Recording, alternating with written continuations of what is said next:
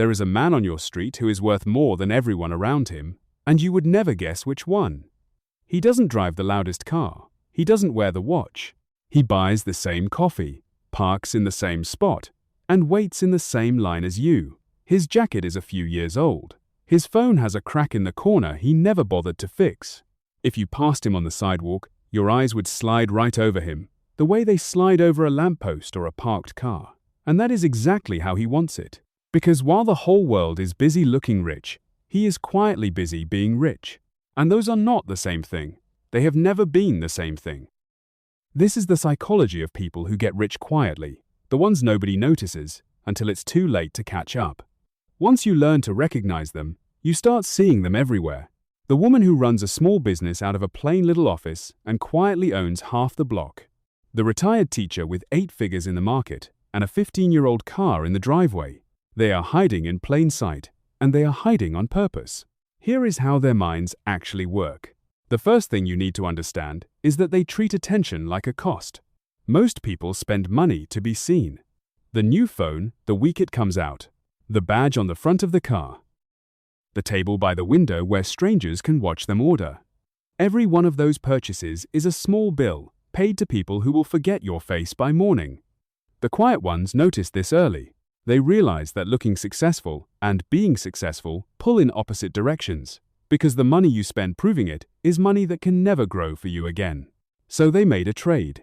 They gave up the applause now in exchange for the freedom later. And to everyone watching, that choice looks like nothing at all. It looks like a man who simply never tried. They are happy to let you think that. Which brings us to the second trait. They are comfortable being underestimated. When you assume someone has nothing, you stop competing with them. You let your guard down. You speak a little too freely. The quiet millionaire understands this, and he uses it. He lets you believe he's ordinary. He doesn't correct you when you assume he's struggling, because being underestimated is an advantage he never has to pay for. While louder people exhaust themselves defending an image, propping up a version of themselves that doesn't quite exist, he saves all of that energy and points it at one thing. The number that actually matters. The one in the account that nobody else can see. The third thing they do is master the boredom. Here is the secret that almost nobody wants to hear. Getting rich quietly is unbelievably boring. It is the same deposit, on the same day, into the same account, for years. There is no jackpot. There is no single brilliant move that changes everything overnight. There is just a small, dull action, repeated long after it stops feeling exciting, long after anyone would clap for it. Most people quit, not because it stops working, but because it stops being interesting. They need a thrill, so they chase the hot tip, the new coin, the thing their friend swears by. The quiet ones learn to feel nothing about it. They automated the decision, so their willpower never gets a vote. The money moves on its own, on the first of the month, before they can ever talk themselves out of it. The fourth trait is the one that keeps them safe. They are allergic to lifestyle inflation. When the average person gets a raise, their spending rises to meet it within a single month. A bigger paycheck becomes a bigger apartment, a nicer car sitting in the driveway, a heavier stack of bills arriving every month, and somehow they are exactly as broke as they were before, just at a higher altitude. They ran up the mountain, and the air never got any thinner. The quiet ones break this loop on purpose. When their income goes up, they let their lifestyle stay perfectly still. The raise doesn't become a reward, it becomes ammunition. They keep living like the version of themselves from 3 years ago, the smaller apartment, the older car, and they quietly invest the entire difference, while everyone around them wonders why they never seem to be chasing the next thing. The fifth thing they understand is the real meaning of the word enough. Loud money has no finish line.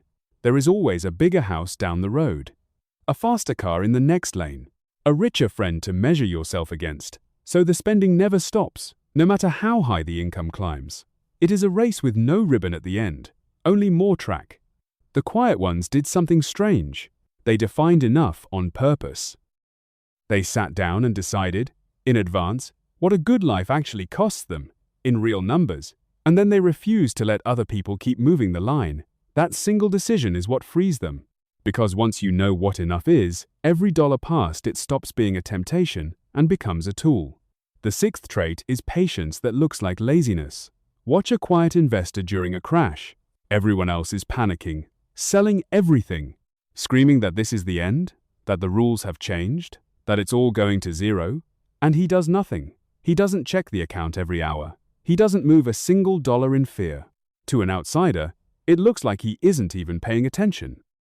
Like he's too passive, too slow, too checked out to care. But that stillness is the entire strategy. He knows that wealth is built by the handful of people who can sit through the storms that scare everyone else out of the room.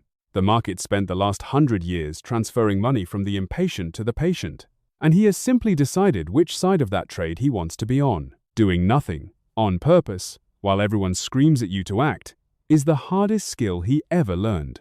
The seventh trait is that they think in decades, not days. Ask a loud spender about money, and they'll tell you about this week, this month, the paycheck coming Friday, and where it's already going. Their whole world is short, and so their whole life is spent reacting. The quiet ones zoom out. They make decisions today for a person they haven't even met yet. Themselves, 20 years from now. A small amount of money, left alone for long enough, doesn't add. It multiplies. It feeds on itself, slowly at first, so slowly you'd swear nothing is happening, and then all at once. The quiet ones understood that math early and arranged their entire lives around giving it room to work. They are not smarter than you. They are just willing to wait longer than you. The eighth trait is that they almost never blow up. Ask anyone who built wealth slowly how they really did it, and the honest answer is usually about what they avoided. They didn't bet the house on a single stock. They didn't co-sign the loan for a friend. They didn't chase the scheme that promised to double their money by spring. The quiet ones are almost boringly careful about the one catastrophic mistake, the single bad decision that can erase 20 good years in a single afternoon. They understand that getting rich slowly only works if you never once go back to zero. So they stay insured. They stay diversified. They keep a dull, comforting pile of cash for the emergency they can't predict. And they say no to 99 exciting opportunities just to protect the one quiet life they actually have. Survival, to them, is the whole strategy. Because you cannot compound from zero, the ninth trait is that they buy back their own time. A loud spender buys things. A quiet one buys freedom.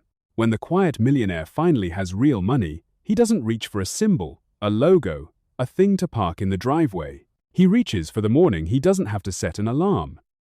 He pays to delete the commute, to walk away from the work that drains him, to own his own calendar instead of renting it out to someone else.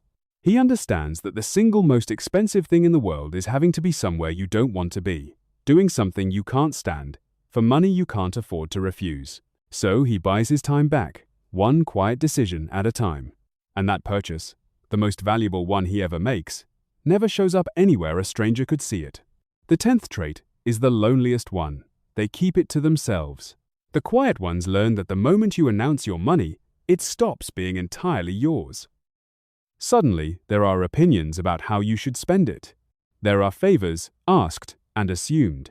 There are people who treat you differently, and people who quietly resent you for it. The friendship cools. The phone calls change, so they say nothing. They let the world keep its wrong guess about them. They carry the number like a private fact, something between them and a bank statement, because they figured out something most people never do. The freedom that money buys is worth far more than the respect it borrows. And respect that you have to purchase was never really yours to begin with. So picture him again. That man on your street. He's standing in the same checkout line as you, holding the same small basket, wearing nothing that would ever turn a head.